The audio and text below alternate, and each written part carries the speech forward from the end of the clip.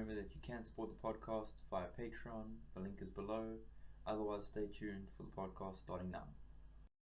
So on the podcast today, I've got Harry Mayhew, the co-founder of the snack brand Embersnacks.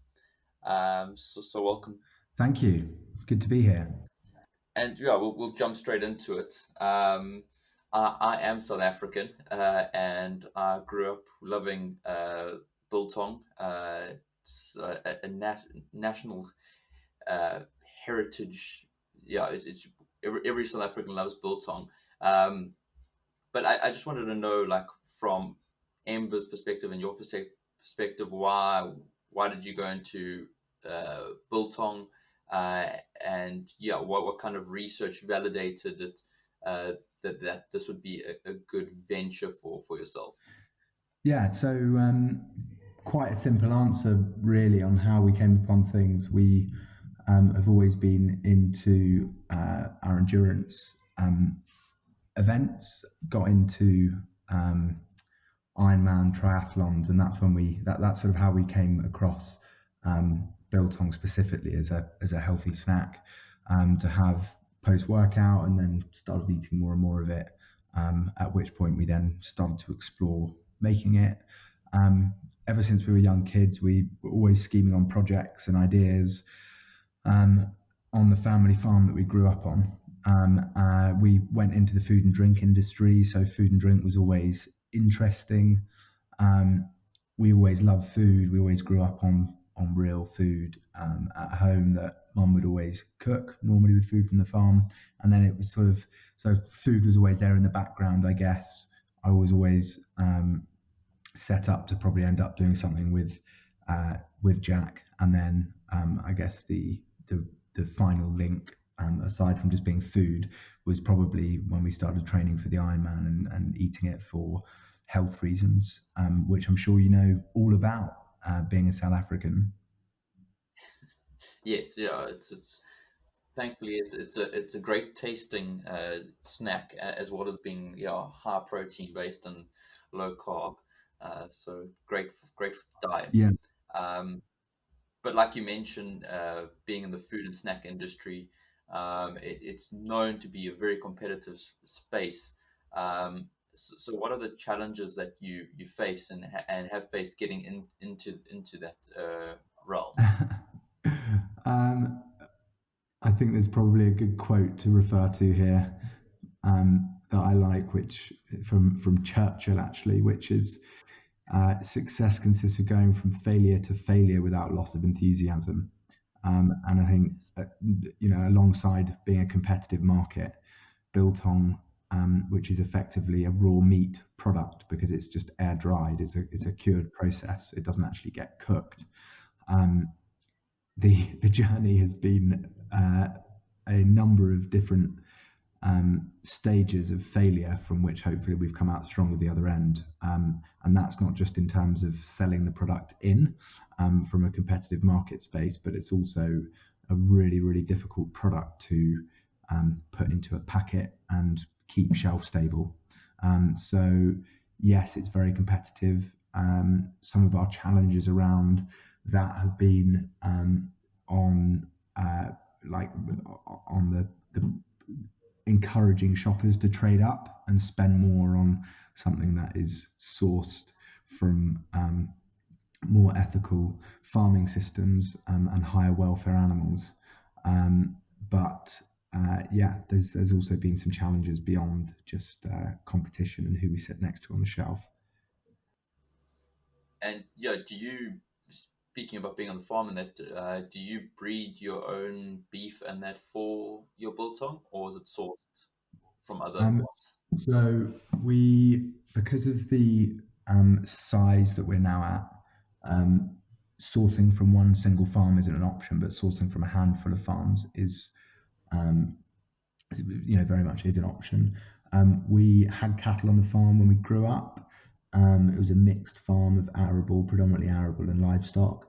And I think we're probably very keen to look at introducing livestock that is farmed in a specific way, in the most sustainable way possible. Um, onto an area of our farm which we still have at home. So in answer to your question, we don't just source beef that is raised on our farm. No, it's all British and Irish beef sourced from a number of farms. Okay. Does that answer your question? Yes, yeah. Yeah, you say again as well, you grew up on a farm. How has that affected the way you look at meat products and food? Um, Yeah, so it's been part of the journey, part of not in this area. I guess there's been some huge learnings and huge challenges which we've had to overcome to get the business to where we want to in terms of our mission and sourcing the right beef from the right farming systems. And I guess it has been a real eye opener in terms of how the whole meat supply chain works. And yeah, it's really helped. There's been big learnings along the way, and we're always learning on how food gets from farm to plate in a more commercial sense. And when I say that, I mean in relation to supermarkets and how it gets onto the shelf. So yeah, and I think there's probably quite a lot we already knew from growing up on the farm in relation to like different cuts of meat, but we've definitely learned more about the way different types of meat react within the world of charcuterie and curing and things like that we didn't know before. And yeah, I think one thing it has done is Jack and I, and the way that we approach our diet and the types of meat that we eat has definitely changed in terms of appreciating and wanting to eat quality meat. And I guess that starts with being British and Irish, but then there's a whole nother level to that on as I keep saying, the farming system from which you're sourcing from and the impacts that might have on the environment and the welfare of the animal. So there has been huge learnings on that. And I guess in summary, we have a massive appreciation for quality of meat and where it's come from. Whereas previously, when we started eating biltong, and it was, a number of brands that have been around for years, and we were eating beef from EU, we didn't have that kind of awareness at that stage, which we definitely do now in full understanding of kind of what that farming system looks like and where it comes from. Yeah, I've heard a lot of people, especially in the health side of things, speak when they speak about meat and poultry, and that's rather where they say rather quality over quantity. So rather having that grass-fed, sustainable beef kind of thing, where it's there's no chemicals in it. That it's been all natural kind of stuff, and that's probably much better for you as a human, rather than eating a larger quantity where you don't know all those things. Um, yeah, Yeah, then definitely. going on, mental health is quite an important thing in business, and that. And like you say, your business is growing. I'm sure that puts more pressures on you, a lot of different deadlines and meetings and all the rest that goes along with it. But as a business owner, how do you find that balance in your life when it comes to the mental, physical, and emotional side of things?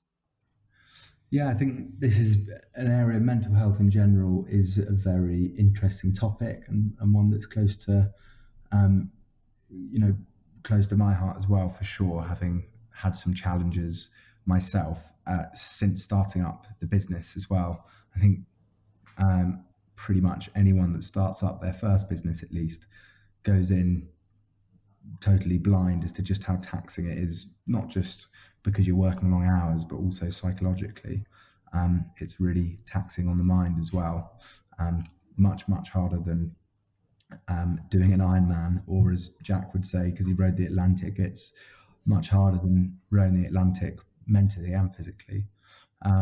So I guess this question is really relevant to me, and finding ways to keep balance is really, really difficult early on. And I think exercising the mind is so, so important, and something that we all need to be made more familiar with, especially business owners when they go to start something up. Yeah, I went through a stage of really struggling myself, when we were going through some of, from failure to failure on certain things that I mentioned earlier, but from the Churchill quote, I did really have, when something went wrong, I would feel like the whole business was also my world. So if something was going wrong in the business, it would be having an impact on me personally as well. And it takes a bit of time getting used to that, and I was very unprepped for it. But yeah, my headspace evolved, into just literally being work and work only, and I needed to find my fix. And I think, yeah, it's really, really important, to help spread that message to people that are starting up businesses, to make sure that they keep variety, in their day or their week, and also their headspace. The thing for me that worked was, I had never really read a book in my life, to be honest, but someone told me to read a book called The Miracle Morning, which is an awfully written, stereotypically American book. So I'm not suggesting it's like a really good read and well written, but the principal message of it, had a very, very big impact on my life, and I embraced it, which is basically all the things that you want to do and you never get round to in a busy lifestyle, whether you have a business or not, is just to get up an hour earlier. At least, this guy suggests getting up much more early, but I don't think that's necessary. But getting up earlier, making time where there's no interruptions, no phone notifications or anything. So I get up at 5:45 every day, and I just have an hour to myself, and I read, and do some mindfulness breathing exercises. I stretch, I have a cup of tea, and I read the news. And I never had any of that, dimension in my day-to-day life, especially when starting up a business. Exercise and the Ironman training is something that is also really helpful, because it's taxing in terms of planning and mind and everything. And so training for an Ironman in June again, and that's been really helpful too. So yeah, so I think, that's kind of my take, on the mental health piece that you mentioned. Okay. And then maybe in closing, what are your plans for 2020 when it comes to the business? Is there something new happening? Uh, what are your targets or objectives? Yeah, so I think, without sort of, we're very, very excited about quite a few things. I think without going into too much detail, we hope to double the business, which is exciting in itself. But I think we're also looking at how we can become, leaders and examples of best in class sourcing, of our livestock, from a traceability point of view, from an environmental point of view, and from a social point of view as well. And there are some super exciting new products that we're going to be launching to, help, deliver that message, that are maybe, that are quite different to our current biltong, but they are still, meat snacks. So yeah, there's loads to come in 2020. Not just growth, but also some really, exciting new products as well. Well, yeah, I love your biltong, so I'm quite excited to see what else comes out. But yeah, thank you for joining me today. Muchly appreciate your time. No problem. I hope you enjoyed the podcast. If you enjoy the content, please remember that you can support the podcast via Patreon, and the link is below. And all support is welcome and muchly appreciated.